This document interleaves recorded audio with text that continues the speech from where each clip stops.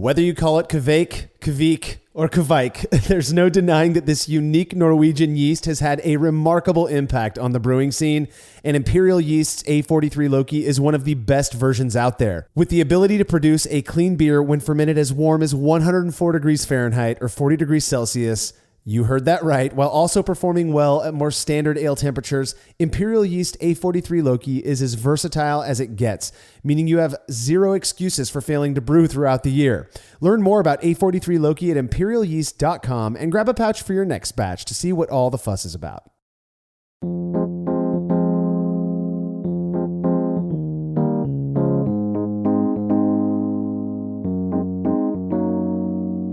Brewing beer is a process that involves numerous steps, many of which demand rather specific temperatures, from various mash steps to hop stands and fermentation. And failing to mind temperature at these points can have a perceptible impact on the finished beer. Why, then, can so many beers be found sitting warm on store shelves? This is the Brewlosophy Podcast. I'm your host, Marshall Schott, and joining me to talk about the impact storage temperature has on beer is contributor Cade Job. Yeah, this is another fun one. I mean, this one's really cool. We see beer stored warm all the time on shelves, and contributor Ray Found did an experiment to see what happens if you store a beer that's been kegged. If you store one cold and one warm, is there any difference? Does the staling thing actually happen, and how fast? It's a pretty fascinating topic. We'll get into the weeds. This one's going to be fun. Yeah, this is a topic I'm really interested in. I mean, I can't even tell you how many times I've had a batch of beer ready to keg, but no space in my keezer. So fearing that keeping the beer warm might be detrimental, you know, I either force myself and my friends to inhale whatever's left in the keg, or sometimes I've even dumped like a remaining gallon or so of beer. Could I have gotten away with kegging the beer and keeping it in my closet until a spot opened up? We'll be getting into that, as well as an experiment we performed on beer storage temperature in this episode. All right, if you're a fan of this show and you'd like to receive a reward for your support, consider becoming a patron of Brewlosophy over at patreon.com/Brewlosophy, where you make a small pledge and receive rewards like access to unpublished contributor recipes, unique discounts at YakimaValleyHops.com, and an invitation to a monthly live Q&A session with somebody in the brewing world. Coming up later this month, water expert and creator of the very popular Brew and Water spreadsheet, Martin Brungard, will be taking questions from patrons. Martin has been a fixture in the brewing scene for a long time, and in my opinion has been one of the biggest influences on getting brewers to care about their water chemistry. I'm very much looking forward to this session. If you want to be a part of it, make sure to make your pledge at patreon.com/Brewlosophy by October 23rd, 2020. All past sessions are stored on our private Facebook page, so patrons can go back and watch them whenever they like. Again, that's patreon.com/Brewlosophy. And if you wouldn't mind leaving us a rating and a review in Apple Podcast or wherever it is you listen to podcasts, we would really appreciate it. It helps those who may not have heard of us yet to find the show. Feedback is brought to you by Brewers Hardware, who specialize in triclover-compatible sanitary fittings, conical fermenters, and kettles and brew stands. Brewers Hardware offers a variety of unique items for home and craft brewers, including high-quality stainless fittings at great prices with super fast shipping. Learn more at brewershardware.com, and don't forget to mention Brewlosophy at checkout to receive a free gift. That's brewershardware.com. Lee Miles from Sydney, Australia had some feedback on a recent episode we dropped. He said, your podcast on the use of olive oil really resonated with my inner biologist. The rationale for adding olive oil in place of oxygenation made complete sense to me given how high olive oil is in UFAs, that's unsaturated fatty acids, like oleic acid and linoleic acid. I'm probably saying those wrong. I'll definitely be putting a drop of high UFA oil into my starters from now on, particularly as I harvest and reused my yeast. I'm also going to tell my wife it has nutritional benefits. I also wonder if safflower oil may be an even better choice, as I understand modern varieties of safflower have been bred to contain a higher proportion of UFAs, like oleic acid, and it's said to have a milder flavor than olive oil. Probably moot, given tasters couldn't perceive a difference in the olive oil beers you gave them, but a possible alternative all the same. Yeah, that's a really interesting idea of using safflower oil instead of the olive oil that I did in that experiment. But yeah, I think that makes a lot of sense. That one, I've gotten so much feedback on that episode. I mean, at least half a dozen or maybe more emails just on that, which is fascinating. That's great. And I love that this tickles people's fancy. It certainly tickled mine too. Yeah. I really wanted to, it's just a crazy idea to think about putting olive oil in in beer, and that actually has a meaningful difference to the yeast, but then also, that it doesn't actually impact the flavor at the end. Just fascinating. I love it. Yeah, I don't make starters these days, very often at least, just because I'm pitching fresh imperial yeast and that, they come with such a high cell count. But chatting with you on that episode certainly got me thinking. I'll probably do the same as Lee and just add a drop of olive oil to my starters from now on, because what can it hurt? It does, even this biologist is kind of thinking, wow, it does make sense why that might work, so why not? We do appreciate the feedback, Lee. If you have show feedback, you can send it to feedback@brulosophy.com or drop us a note on social media. Well, if it's pale, fizzy, and fermented with a lager yeast, chances are I'm going to be a fan of it. Well, listener Scott Mendez from New Bedford, Massachusetts, a Brew Club member, sent me a beer he made that fits the bill, a Czech pale lager he calls Day to Day, which he said he designed to be a low ABV beer that isn't complicated, just easy to enjoy. Scott said this beer was hopped with Hallertauer Mittelfrüh and Tettnang, and then fermented with Imperial Yeast L17 Harvest, a local favorite here, at 65 degrees Fahrenheit or 18 degrees Celsius. 1 minute beer review with Jersey and Tim. It's a good looking beer. Cheers to you, my friend. What do you think? Got nothing on the smell again. Does any beer ever meet your caliber? Ooh, that's good. It's very clean beer, Jers. Here's to Marshall. Here's to Marshall. Here's to Marshall. He's a horse's ass. Oh, that's good. Yeah, I told you. Timmy, it was that's good. That's good. What is it? It's a heifer for. Yeah, it's got a little aftertaste going. Yeah, it's because it's common to the type. Jersey Tim's. Wait, no. Hey, dude, let's move on to the next era of our evolution. Let's make a jingle. I want jerseys. I want Tim's. I want jerseys. No, Tim's. I want totally jerseys. I give it 0 jers. Really? No. Zero? We got so caught up. This is actually a good beer. I like this beer. It's good. 5 jers. All right, well, I'm going to go 7. I like this one. Clearly, this beer was reviewed toward the end of a session, and I think the fact the guys didn't really have much to say about it could be viewed as an indication of its simplicity, which was Scott's goal. I absolutely loved this beer. Bready malt, nice balance of noble hop character, and a super clean fermentation, which to me says a lot, seeing it was fermented at ale temps. Great job, Scott. I love that. I love the name of that beer too, Day to Day. Yeah. Like I have a beer that I call Long Days, Pleasant Nights, which is a play from Stephen King book, The Dark Tower. But yeah, I mean, that's the whole point of that beer that I made, which is just, it's my Long Days, Pleasant Nights beer. I can drink as much as I want during a day and not feel like terrible the next morning. Sounds like this is his day-to-day go-to beer, and it sounds like the guys really enjoyed it.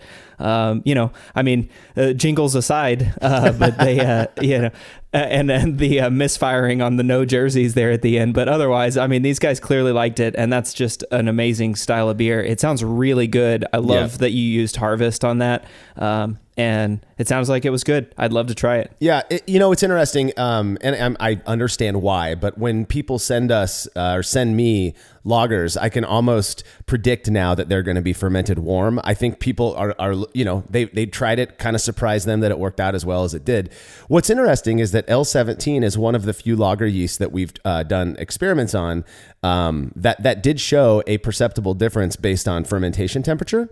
And people, so basically what that means is people who drink a L17 fermented lager or whatever that was fermented at 50 degrees or 10 degrees Celsius, 50 degrees Fahrenheit, next to one that was fermented at 68 degrees Fahrenheit or around 20 C, they can taste the difference between that pretty reliably. But oddly enough, in side comments on after that experiment, I was talking to people and they thought the warm fermented one was the one fermented cool, which means they perceived it as probably being cleaner and more lager-like. So put that one together.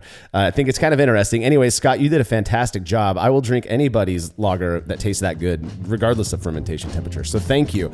If you'd like to have your beer, any other fermented beverage you feel like sending in, reviewed by Jersey and Tim, you can email me, Marshall@brulosophy.com, and we'll get you all set up. When we're back from this short break, we'll be shifting the focus to beer storage temperature.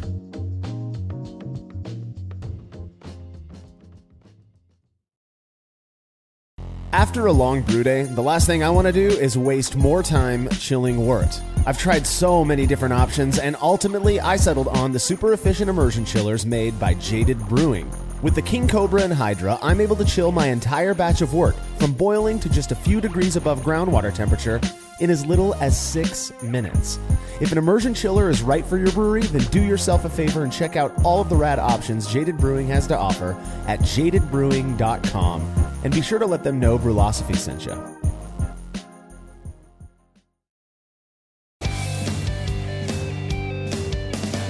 Compact and simple to use with a small footprint for brewing indoors, the Grainfather makes it easy for you to brew professional quality beers at home. The Grainfather is an all-in-one brewing system that lets you brew all grain beer in a single compact stainless steel unit.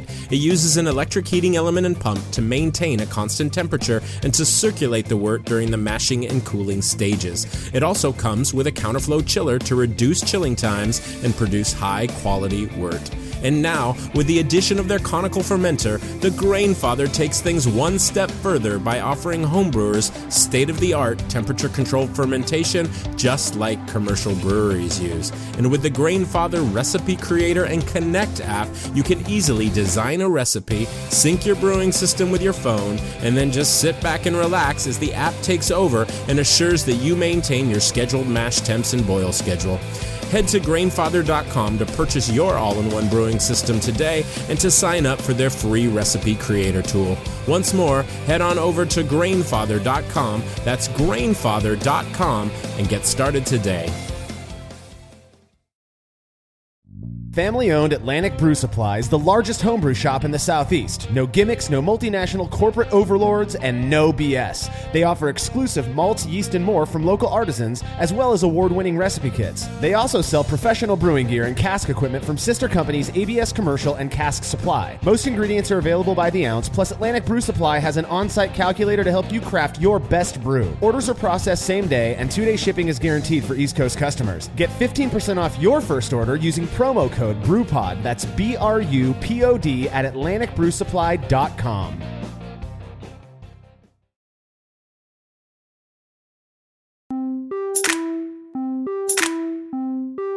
Refrigeration is perhaps one of the most revolutionary inventions of the last few centuries, as storing food in a cool environment slowed the rate of spoilage, thus allowing people to keep perishables around for lengths of time unheard of in earlier days. Well, beer has also benefited from the invention of refrigeration. Yeah, I mean, if you think about it, prior to the late 19th century, late 1800s, the only way to store beer cold was if you had ice available. And ice doesn't exist, especially in Texas. Ice doesn't exist, throughout the whole year. And at least my understanding in Germany and Europe and places where, beer was being, produced, that ice was not available for large parts of the year. And think about like all the beer that was transported all over the world, like beer that was brewed in Germany and or England and then transported to India or the Americas and all that. I mean, there's no way that beer was kept cold with ice on a boat on the ocean, right? Yeah.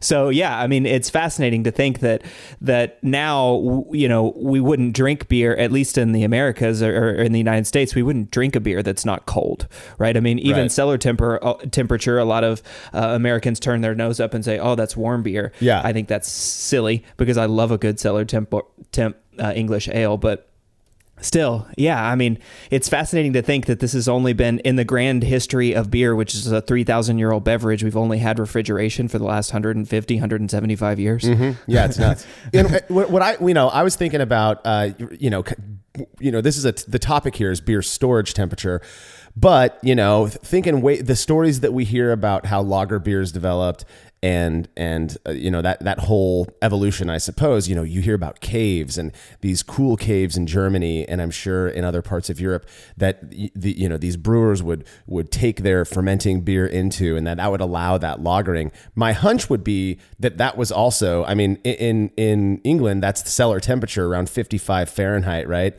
So it was like 12 or 13 C. My hunch is that they were, once it lagered, they would drink it at that temp, because how do you get it much colder without surrounding it without refrigeration, but without surrounding that beer with ice, Yeah, exactly. And I mean, if you look back in Bavaria, I mean, everybody talks about the Reinheitsgebot, which was, 1516 being the great beer quality law. But in 1553, another Duke of Bavaria passed a law that said that you can't brew beer during the summer. And the purpose of that was because of the poor quality of beer that was brewed and stored during the summer, which I think is fascinating. Interestingly, that law was on the books until 1850, which is about the time, maybe a little early, but around about the time that refrigeration was becoming available, or at least more available than it was. But yeah, I mean, there's laws that have talked about storing beer warm, and it's not just that Europeans were storing their beer in caves, and a lot of them would fill those caves with ice blocks, or at least that's what I've read. That they would fill like these caves with giant blocks of ice to keep them cool for as long as they could. But yeah, I mean, the whole purpose of that law in 1553 was, here we have all these beers that are being brewed in the warm months and stored warm, and they're turning out bad. They're turning out poor quality, so bad that the Duke of Bavaria had to make a law about it. So I think it's really fascinating that we've got this history, we've got this historical perspective of having to store beer warm up until refrigeration is made. And now, modern day, you almost never see beer stored warm. So it's really fascinating to me. And I know we'll get into in just a minute about, what exactly we're worried about whenever beer is stored warm. But I think it's always cool to look back at history and see like the reasons why laws and stuff are passed, or like why things were done a certain way. And it's just fascinating to me to see that so much attention was paid to Europeans to try to get it cold, and to keep beer cold, and all for beer quality, which I just think is fascinating. That's sort of the historian in me. I just love reading about that kind of stuff. But yeah, and kind of piecing it together, and it's funny because as we were planning for this episode, I went and Googled beer storage history. There's not much on specifically storage temperature. It's just a lot of talk about to make sure you keep it as cold as possible while you're storing it. Doesn't mean you have to drink it that cold. But there are some, to be broad in our discussion about this, there are some, styles where maybe warm storage isn't so bad. I would imagine, for example, a more ester-driven English ale. I mean, you drink them at cellar temps. I would imagine that may be impacted differently, or at least not as bad as other styles, maybe like a more delicate pale lager or something like that. Yeah, sure. I mean, I think probably the most typical example that I could think of is an English old ale, right? An old ale is likely stored at cellar temperatures, which are cool, but not cold. Yeah. Right. And it's stored for a long time so that it picks up what we would consider sort of an oxidized sherry character or a stale character, and that's to style. I think I hesitate to say stale, because obviously nobody wants to taste a crappy tasting beer. But some of those characters that would generally result from storing a beer warm are to style in certain styles, and I think that's also really fascinating too. Like you said, trying to get more esters out of a warm stored beer, or even like an old ale, which has some oxidized or old character as part of the style. But that kind of sets us up to talk about exactly, what's going on. Why do we care if beer is stored warm, other than, some Bavarian Duke back in the 1500s made a law about it. Why do we keep our beer cold? Why does some of the big macro breweries have Blue Mountains on their cans to make sure that you're drinking the coldest beer possible? Yeah. Well, right. And speaking of macro, my understanding is that refrigerated train cars were an invention of the basically the beer industry, the American beer industry, right? I mean, yeah, I've heard that too. Yeah, that's crazy. I'm not 100% certain, but that it was important enough, and it may have been Anheuser-Busch. It was important enough for them to ensure their beer was the most presentable it could be, when it got from their brewery out to their distributed masses, that they invented refrigerated train cars to get it there. I mean, that really speaks to the importance these brewers are viewing storage temperature with. Yeah. And I mean, working at a commercial brewery now, I think I have probably a more, a better understanding of why we worry about how beer is stored after it leaves the brewery. because you don't want somebody picking up a can off of a shelf at, a liquor store or something that's been sitting warm for 6 months and then drinking your beer and going, oh, puh, that's gross. Yeah. You've just lost a customer because of that. So I can see why brewers really want to make sure that their beer is good. And even from a home brewing perspective, I mean, I know for myself, I have 3 taps, in my kegerator, which is usually, that's plenty of beer for me to drink, me and my wife to drink. But there's going to be occasions where beers sit around, or what if I'm fermenting a beer and I've got a keg and I don't have a spot to put it in my kegerator. What can I do with that beer? And can I leave it out, or do I have to find some place? Do I have to go get blocks of ice and set it in my bathroom so that it stays cold? Yeah. I have this anecdote, this experience. We like to camp, and 5-6 years ago, when we go camping, I'll often head up and set up, a day before my family comes up. And so I'm up there, and my uncle was up at our campsite early as well. And I show up, and he hands me this beer, and it was cold, but the can looked like a little worse for the wear. And so he told me, he goes, this person that he was working for gave him like these 3 cases of Coors Light that he had bought like 3 months prior.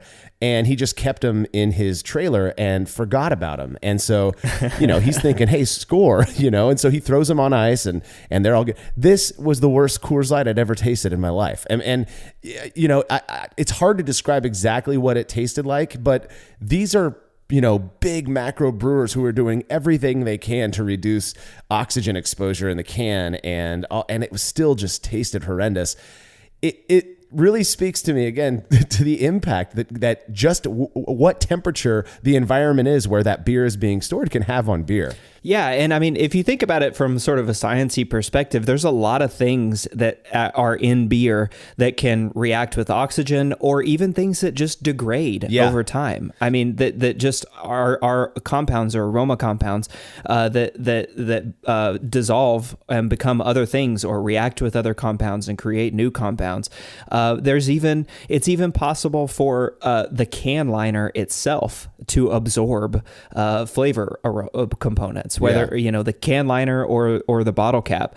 But I mean, taking a step back, there's a bunch of ways. There are a bunch of beer components that stale over time, or degrade. The main one, and I think the biggest one, which was probably the cause of that 1553 law in Bavaria, was likely yeast and microbes, right? Like wild yeast or bacteria getting in your beer and having an ability, because it's stored warm. That's a wonderful opportunity for bacteria or unintended flavors to go ahead to develop and overpower the beer, especially after fermentation has completed and the yeast are going dormant. That's a great opportunity, especially if the beer is stored warm, for those other things that aren't desirable to get into. To get into your beer. Yeah. And you think back to those earlier days, prior to having a really deep knowledge of microbiology and what microbes can do, and wild yeast and all of that, and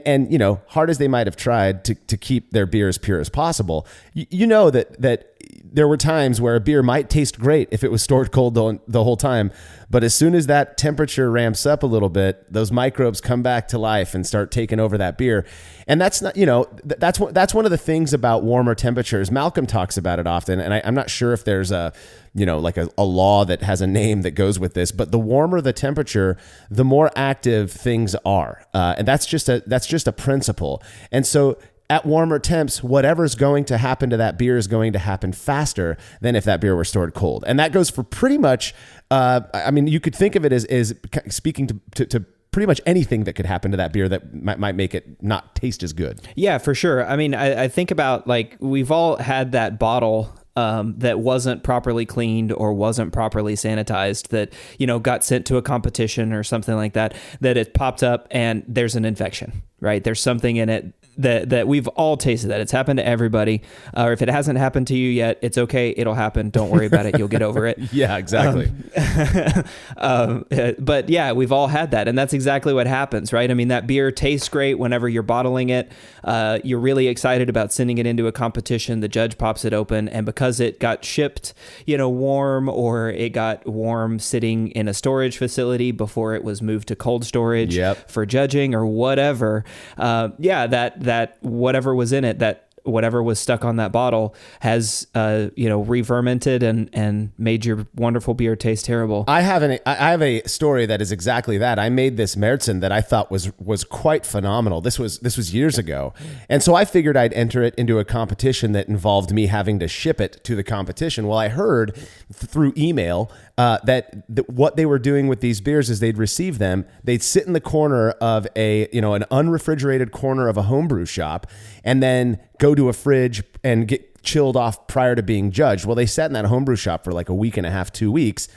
I get my results back, the judging sheet, and months later, of course, and this thing scored like a 26, a 27. That same beer in a local competition scored like a 39. So I was kind of shocked, like, what could it have been? Well, lo and behold, they commented that it was that beer tasted infected. It had like an earthy flavor, and I think one of the judges put something. You could tell it probably started off good, but something happened in the bottle. That's exactly what happened. I had that same bottle or that same beer that I bottled at the same time. I do this when I compete, sitting in my fridge. So I tried it, and it was perfectly fine. I looked at the bottles though, and they're definitely I don't think I did that great of a job cleaning those bottles, which is rare for me. I probably shouldn't drink when I bottle off the kegs, but yeah. So all I could bring, to me, that just obviously something happened in the bottle while it was sitting warm. So I blamed that on that beer storage temperature component. Yeah. I mean, it's a couple of different things. Like I said, yeast and microbes being the biggest thing, but there's also dissolved oxygen getting into that package. And when we're talking about going into a keg, 5 gallons going into a keg, that headspace, I don't know if the proportions are the same, but there's a pretty high headspace in a bottle, and if you're causing turbulence when you're filling that bottle, you're getting oxygen into the beer from the air. So that's also, something to be thinking about. It is really, that's why commercial breweries pay so much attention to dissolved oxygen. Dissolved oxygen is just the amount of oxygen that's in the beer itself. And once the beer's packaged, they're also doing commercial breweries are also doing total package oxygen tests, which is that oxygen that's in the headspace that can then dissolve into the beer as well. But this is a big thing. Oxygen, and the reason why we talk about oxygen and oxidation is oxygen reacts very, very quickly with a bunch of different compounds, and it turns things into different compounds. And some of these things, like it can react with alcohol, it can react with polyphenols, it can react with proteins. And it turns all of these wonderful flavor characteristics into other things that we don't like cardboard or sherry or, honey. You said on a previous episode, that hard candy, sticky, sweet flavor, so. And oxygen, like you said, that law earlier, I can't remember what the name of that law is. I'm kicking myself. I should have written it down. But at warmer temperatures, the reaction can happen faster. Right. So at warmer temperatures, that oxygen in solution can react quicker with other compounds. Whereas if it was colder, if things were down as close to, 0 Celsius or 32 degrees, that you can get, or as close to freezing temperature in the beer, which is probably less than 0, maybe -1 or so. Yeah. But that'll really slow down those reaction rates. And so again, that's another reason why we want to try to keep beer cold and keep it cold all the time, from the time that it's done fermenting all the way until it's being consumed in the glass. The whole, you could start re-fermentation or something like that. I have a feeling most brewers these days are vigilant enough in their packaging to not have to worry much about that piece of it. that some wild yeast or bacteria is going to be the cause of the beer going bad, regardless of storage temperature. I think staling, the whole oxidation thing, is probably the bigger concern because we know that oxygen is going to interact with the beer regardless. There's going to be some oxygen in there, and that the warmer that is, the faster that staling is going to occur. And again, we're kind of using the word staling very generally here, whatever that might mean to you. But I had an experience one time. Jersey brought over some Union Jack, and I only had so much room in my fridge out in the garage, and so he put 4 of them in there, and then 2 more got set on top of my fridge. And I forgot, we forgot about them. We drank those 4 that were in the fridge, and those 2 were up there for another 3 or 4 weeks. Well, I saw them and I threw them back in. This was summertime, which it gets really warm where I live. 100 degrees in the garage isn't out of the normal. And so I threw those warm beers in the fridge, let them cool down overnight, and I popped one open the next day. It was not good. I mean, it's crazy to me to think that the temperature can have such a huge impact, and then to consider the fact that so many beers are just stored on the shelf. When you go to a good bottle shop won't do that, but I go to Total Wine or something like that, and half the beers are sitting on a warm shelf. Yeah. I mean, I've got a story about that too. When I was studying for my Cicerone exam, I went out and just bought. I don't remember, it was Total Wine or one of the stores like that, one of the big liquor stores, the big chain liquor stores. I went and they sell individual bottles, so it was one of the only places that I could say, okay, I want to go and try German styles, and I could get a bottle of Doppelbock or a bottle of Bock or a bottle of Eyinger or an Oktoberfest or a smoke beer or whatever. I could go and buy bottles of Pils, a Helles, and buy bottles and try the different versions of all of the German breweries. And I swear, 1 out of every 6 bottles that I tried just tasted like crap. Yeah. And it's always kind of sad, but that's also, for those of you that are studying for the Cicerone exam, if anyone's listening, that's a great opportunity to test an off flavor and your detection of off flavors. I know. The more dust that's on it, the more you can predict that it's probably not going to be that good. Yeah, exactly. It was a while back. I can't remember which experiment it was, but my wife made this comment, and I keep using it all the time. She said that one of the beers that she tasted just didn't have upness. Oh yeah.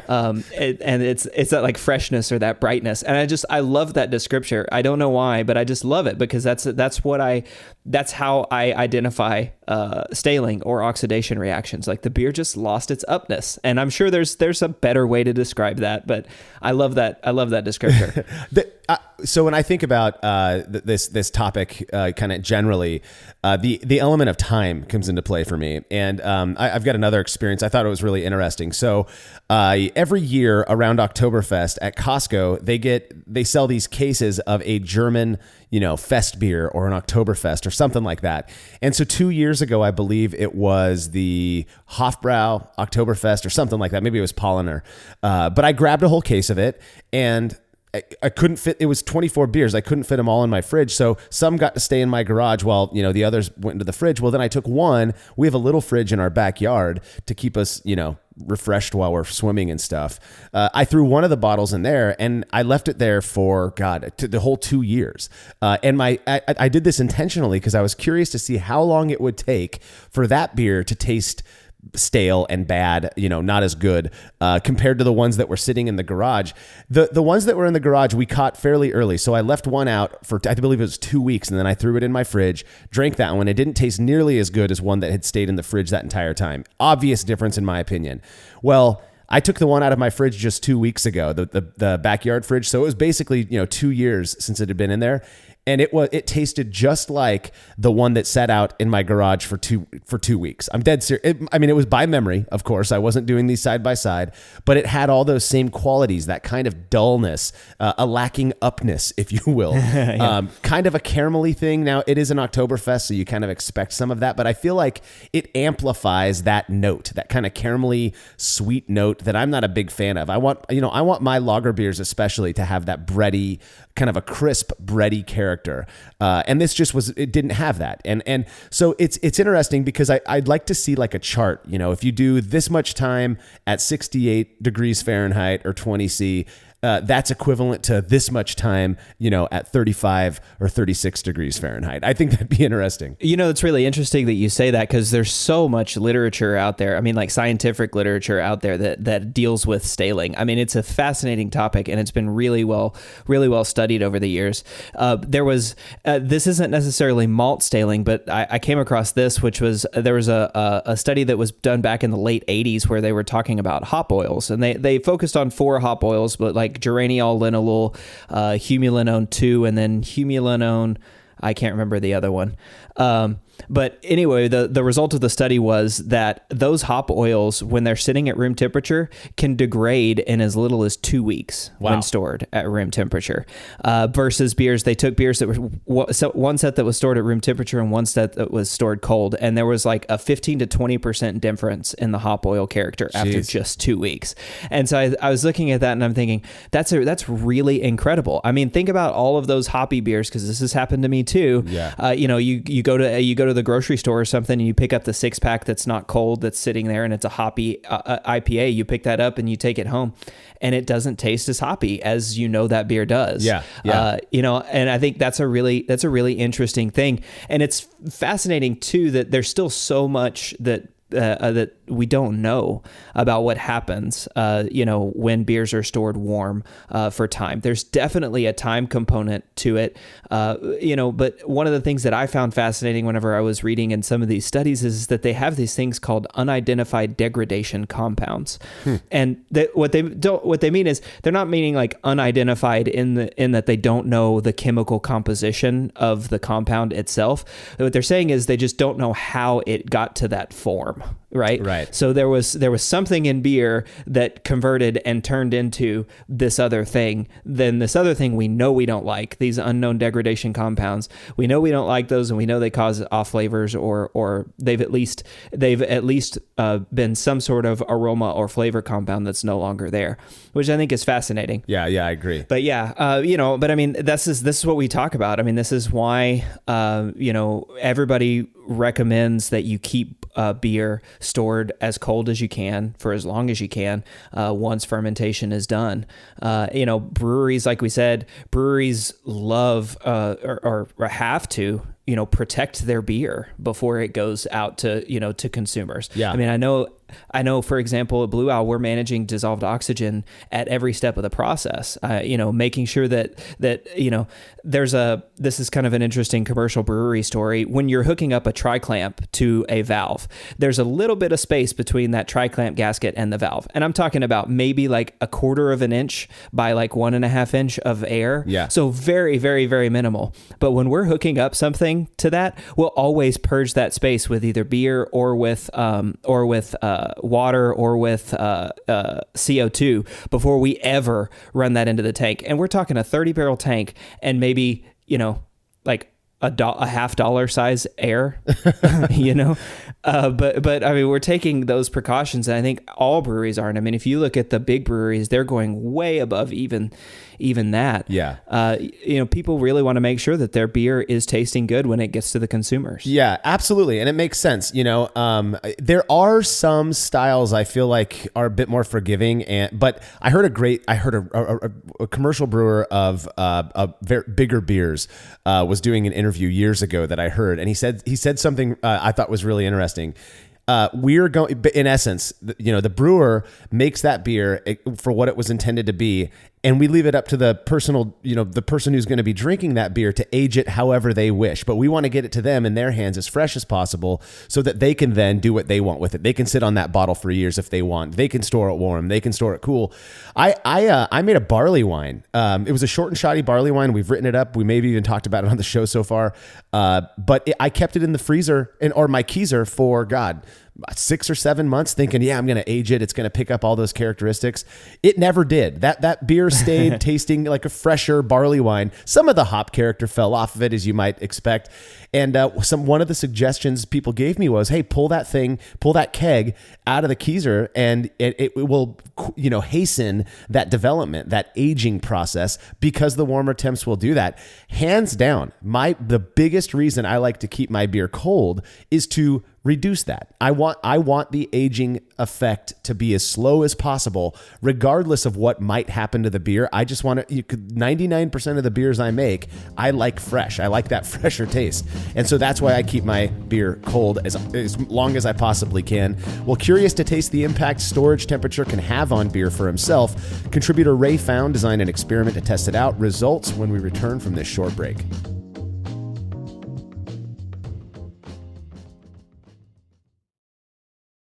The brew in a bag method has blown up over the last few years, and in that time, it's become very clear that not all bags are created equal. For the best BIAB experience, you have got to go with the Brew Bag. Made from high-quality, food-safe polyester, the Brew Bag is available in both 210 micron for standard brew in a bag, as well as 400 micron, which works beautifully for all-in-one recirculating systems. I've been a Brew Bag user for years and wouldn't brew without it. Head over to brewinabag.com to get the fabric filter that works for you and use promo code TBP17 at checkout to receive a discount. Again, that's brewinabag.com. Have you ever thought about adding a port to your kettle but held off because you didn't feel like drilling into your gear or sending it off to have someone else do it? From the makers of the world's fastest counterflow chiller, the Xchillerator, comes the Hangover, the easiest way to add extra ports to your kettle as well as countless other options. Mount a faucet to your keg for easy portable pouring. Set up the perfect whirlpool arm. Hold a heating element in place. All of this and so much more without permanently modifying your gear. Manufactured right here in the United States, the Hangover offers brewers too many convenient solutions to list here. So head over to Xchillerator.com today to see what the Hangover can do for you.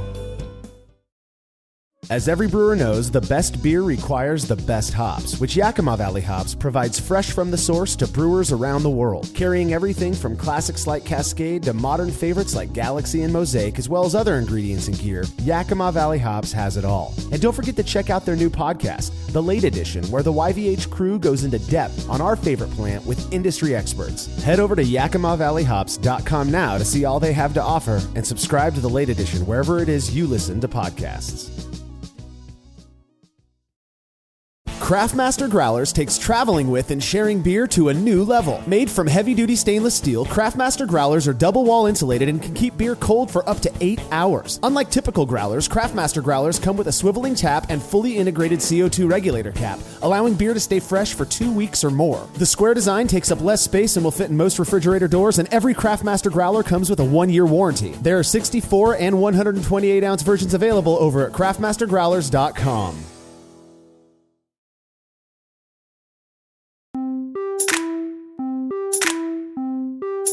For the most part, the temperature at which I store the beer I brew isn't much of an issue because, I have room for 7 kegs in my Keezer, so they just stay put most of the time. But there are times I've worried about it. For example, back when I was competing, I'd usually have to send a beer to the judging center like we talked about earlier, and there's really no great way to keep it cold during shipping or to ensure that the people who receive it are going to put it in a refrigerator.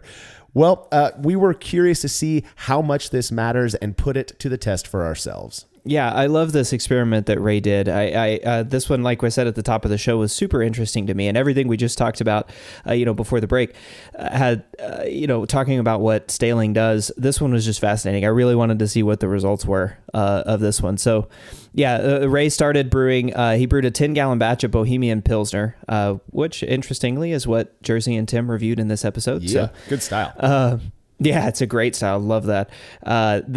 So his grist was pretty simple: 95% Belgian Pilsner malt and 5% Vienna. He mashed in at 152F or 67C for 60 minutes. Then he boiled for 60 minutes and added his hops, which was for a 5.5 gallon batch, 11 gallons of Magnum at 60 minutes, 30 grams of Tettnang at 30 minutes.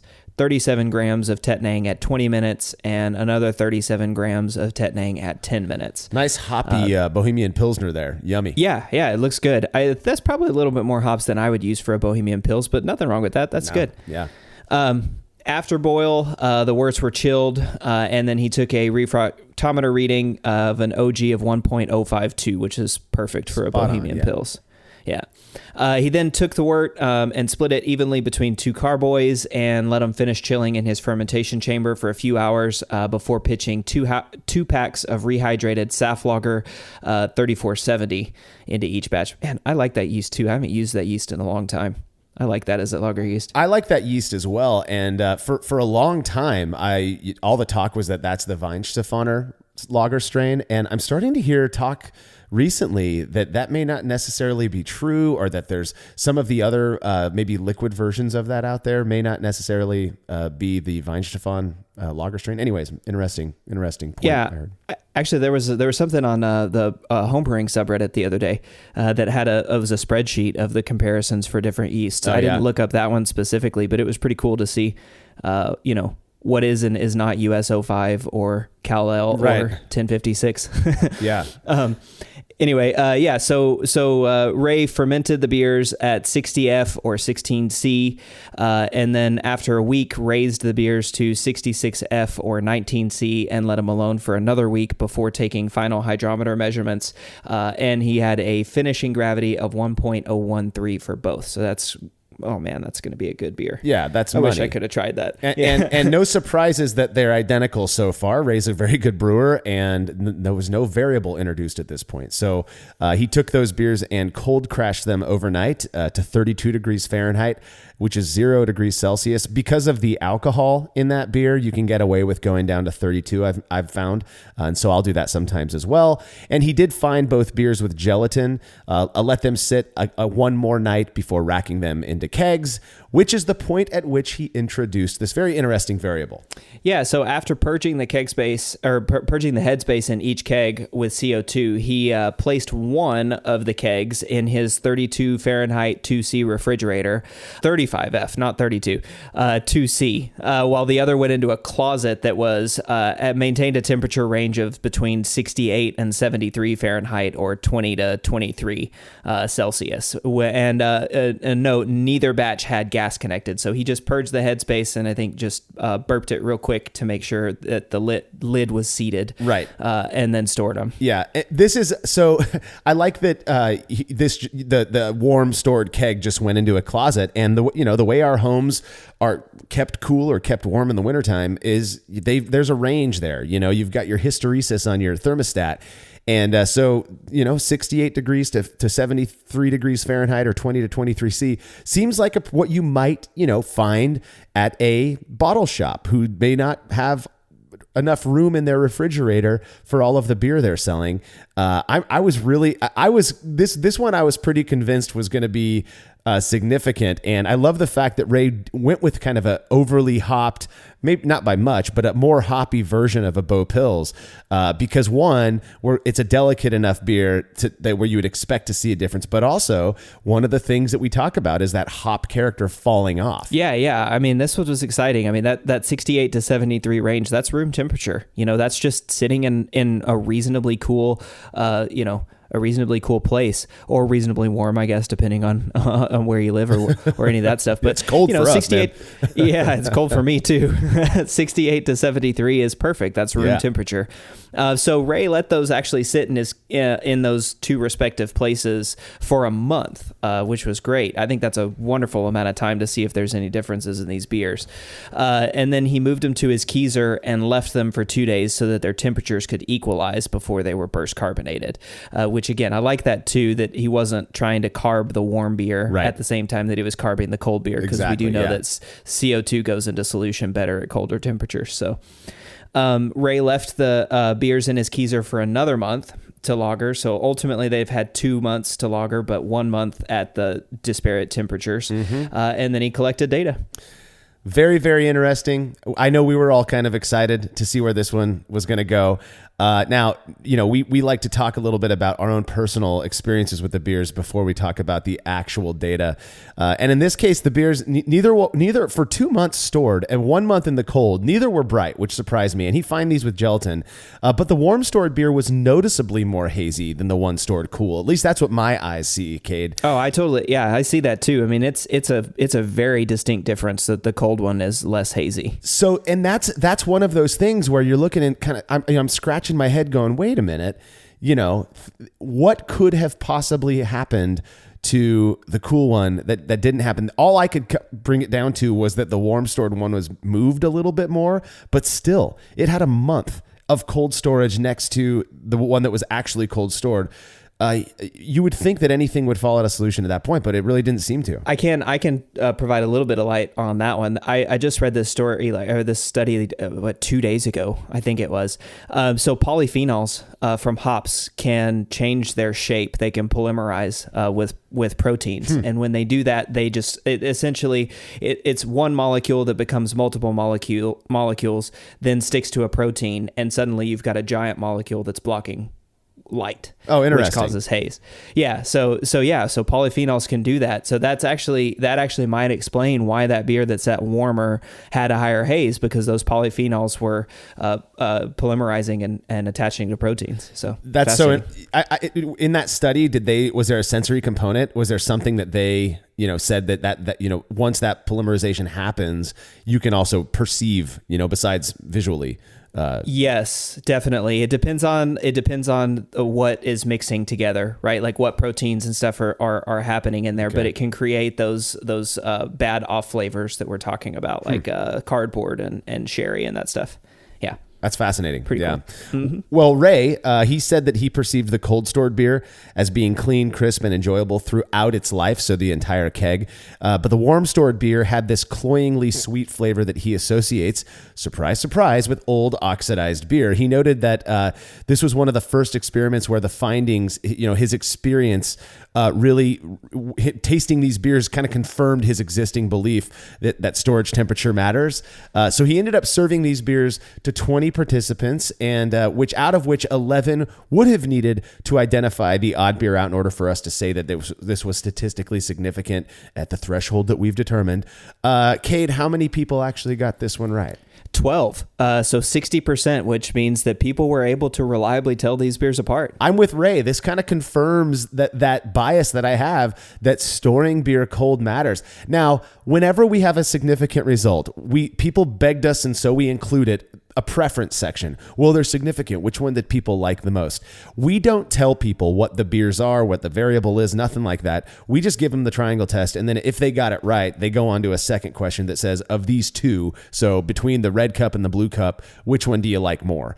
And there's 4 options. You pick one of the 2 colors, or you can say, I don't really have a preference, but I do taste a difference. Or you can admit that you perceived no difference between them, that's how stats works.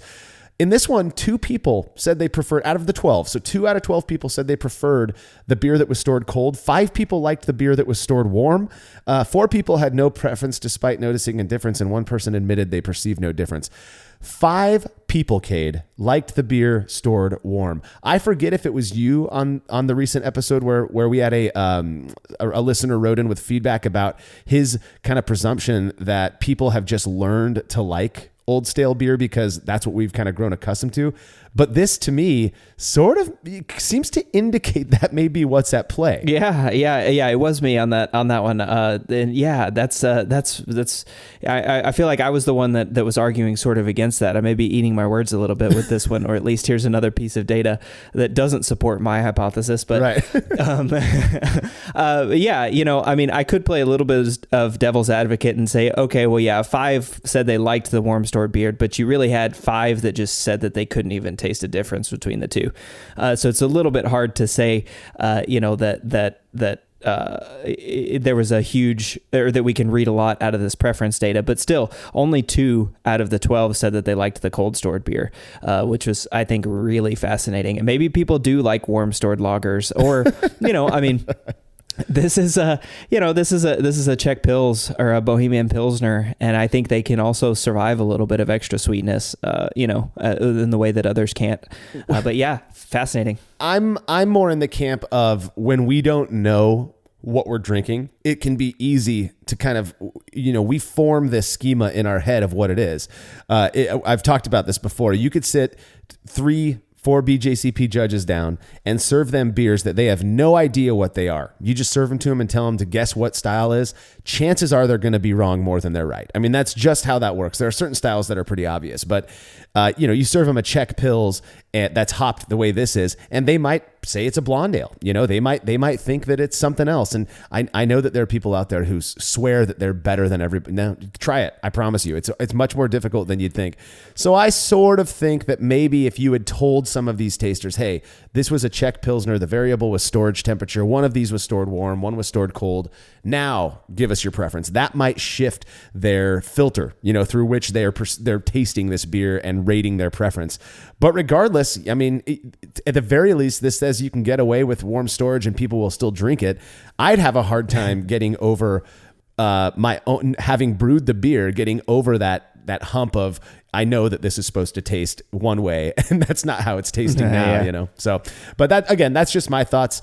Preference, subjective. We already know that. We talk about it all the time. In the end, I feel like these results really do, again, support this notion that storage temperature is an important thing. It's why big breweries everywhere spend so much money on keeping their beer as cold as possible once it's packaged. And based on Ray's personal experience, it sounds like it may very well expedite, you know, warmer storage temperatures may expedite the staling or aging process. Yeah, exactly. I think this was really cool because that's kind of what we would expect to see, right? This is one of those results, like Ray said, where it confirmed his beliefs. This is one of those where we would expect to see a difference in the beers because one was stored warm and one was stored cool. I love, though, that 5 tasters like the warm stored beer because just like you said, I mean, hell, if I'm brewing beer to drink it and it still tastes good, I would, I'd be a little disappointed that I made a Czech Pils that tastes like a pale ale or something or a blonde ale. Yeah. But at the same time, if it tastes good, I'm going to drink it. Exactly. So. Exactly. Well, so it's, you know, after these results came out, my knee jerk reaction was to say that I'm not going to store beer warm ever because stale beer sucks or whatever. But I just thought of something that really makes me want to see a repeat of this experiment, but with a higher OG style. My good friend here in town, Matt Human, who's a part of the crew opening up Kronwolf Brewing here in Fresno, makes this barley wine that he calls Night Juice. And I'm sure you can figure out why he calls it that. Well, the last time I had a sample, which was over a year ago, he explained to me that the keg that particular beer that I was drinking came out of had spent over a year in his closet in his home office at home, which again, we're talking 74 to 80 degrees Fahrenheit, you know, during the summer. It had spent over a year warm stored. And I'm telling you, it may very well be the best barley wine I've ever had. It's absolutely delicious. It's hard for me to describe how much I actually enjoy this barley wine because I don't really like barley wine that much. So I wonder if perhaps that warmer temperature, you know, again, there are certain styles where some of that aged flavor. Oxidized has got such a negative connotation, but that aged flavor is really desirable. So something big like an imperial stout or a barley wine may very well, do good when stored warm. I mean, I talked about the barley wine, that short and shoddy one that I kept in my Keyser, and it never developed that really desirable aged character. Maybe if I had pulled it out and set it in my closet for a month or two, it would have developed that, and it would have been better. Yeah, totally. I mean, especially like I said, a barley wine, an old ale, some of those, maybe even an English ale or something like that, a golden ale. Those might benefit from a little bit of storage, just to really express those esters and see if they get that character that you're really liking. I mean, that sounds fantastic. Now I kind of want to drink some Night Juice now too. It's so good. Matt's got, that's one of his, his staple beers that we expect to drink, when Matt's around. And oh man, it's just something that he developed. I think it's mostly Maris Otter malt, and so it's just got that nice toasty, and I don't think it would be the beer that it is today if it weren't for him just, kind of quote unquote lazily keeping it in his, office closet. So, yeah. All right. Well, we got a bunch of comments on this one. We're going to address a few here. First one comes from Simon. He says, try the same with a nice aromatic pale ale. It loses everything in a few weeks.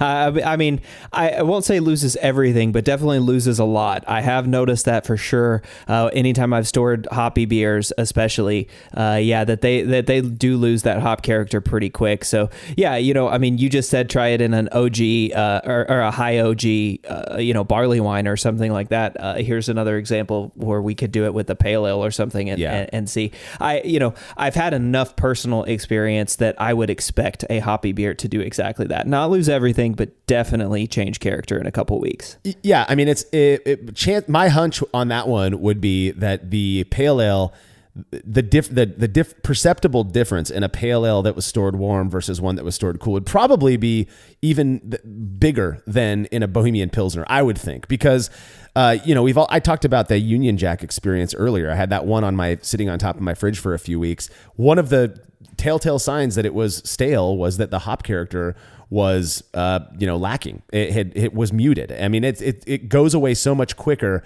seemingly at least, when it's stored warm than when it's stored cool. So yeah, I mean, this is a ripe for more experimentation. I'd love to see these different styles. I'm still most interested in a big high OG one stored for like 6 months or something. One cold, one in the closet, but that'll come with time, I'm sure. Next comment comes from Jay Karanka. He said, I think that aging is definitively style dependent. Ah, yes. He says, I don't brew many hoppy beers, but I do many fairly bitter ones. For strong stouts, a couple months of aging at 59 to 68F, which is 15 to 20C in bottles, seems to take the edge out of the bitterness and meld the flavors. The weirdest one I had was a straight Saison I was fairly dissatisfied with. It was a tad sweetish and more fruity than spicy. I assumed it would go stale with storage, so most went in 8 weeks. Most of the beer went in 8 weeks.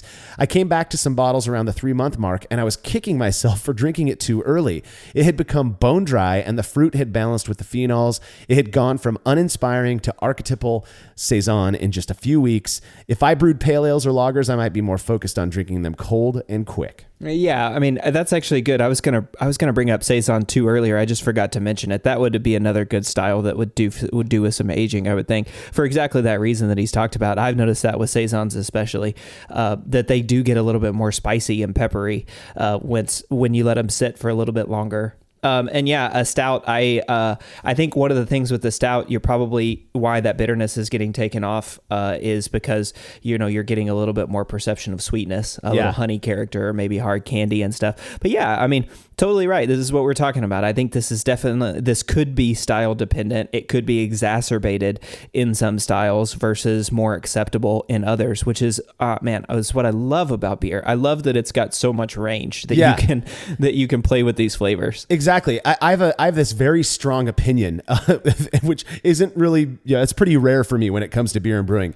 If you take a single idea and you apply it to everything in beer, I think that's foolish. And I think storage temperature is one of those, as we've seen anecdotally and potentially even experimentally here soon. Obviously there are styles that do better when they're stored longer, when they're stored warmer, perhaps. And I'm with Jay Karanka here.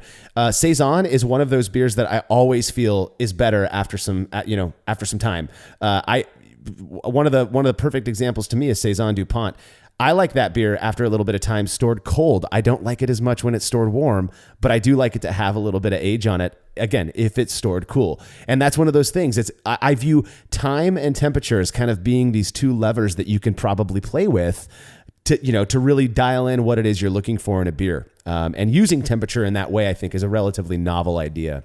Yeah. Okay, next comment comes from Aaron. I wonder if there were more ale drinkers in the sample who prefer a more fruity, less lagery character, which the oxidized version might exhibit, especially since it wasn't that old. Yeah, I mean, like you hit the nail on the head on this one earlier, Marshall. I think you said, with the BJCP judges example, if people were tasting this and were told that it was a Czech Pilsner, and then said, okay, now assess it and tell me which one you prefer, knowing that style, the results might have been different. But just straight, tasting the two beers, maybe the one that was warm fermented had a little bit of a nicer ester and just left a better flavor profile on the end. Yeah. Maybe the Bohemian Pils or the Czech Pils was a little too hoppy, and that was why people didn't like it at the cold temperatures. Who knows? But yeah, I mean, I think, even without totally capitulating, maybe people are just conditioned to drink the warm stored beers too.